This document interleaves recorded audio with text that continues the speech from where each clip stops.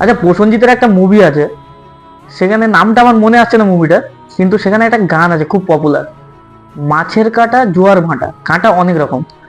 ভালো করে বুঝবেন, কোশ্চেনটা কিন্তু আমার এইখানেই হবে কোশ্চেনটা। যদি মাছের কাঁটা জোয়ার ভাঁটা হয়, তাহলে কলকাতায় এত ঠান্ডা পড়ছে কেন? দেখুন, এটা একটা খুব ন্যাচারাল ব্যাপার, খুবই সাধারণ একটা ব্যাপার। এখনকার যত ডেভেলপ হচ্ছে দেশ, যত উন্নত হচ্ছে, তত প্রত্যেকটা মানুষ উন্নত হচ্ছে আরো, মানে তাদের চিন্তা ভাবনা সবকিছু, তারা সবকিছু টেস্ট করে দেখতে চাইছে, মানে সবকিছু করব, সবকিছু এক্সপ্লোর করব।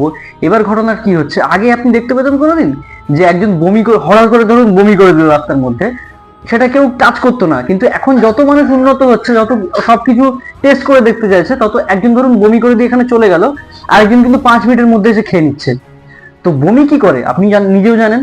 বমি হচ্ছে আমাদের ঠান্ডা গরম যেটা, সেটাকে ব্যালেন্স করে, মানে গরমটা বাড়িয়ে দেয় আর কি। তো যখন পরিবেশ থেকে একজনের বমি আরেকজন খেয়ে নিচ্ছে, তখন পরিবেশ আর বমিটা থাকছে না।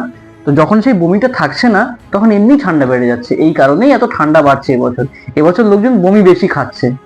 গানটার সাথে এবার শীত পড়ার ব্যাপারটা আমি ক্লিয়ার হলাম, ব্যাপারটা বুঝতে পারলাম, আমি স্যাটিসফাইড। এইবার প্রশ্নটা আমার কাছে অনেক দিন ধরেই ছিল।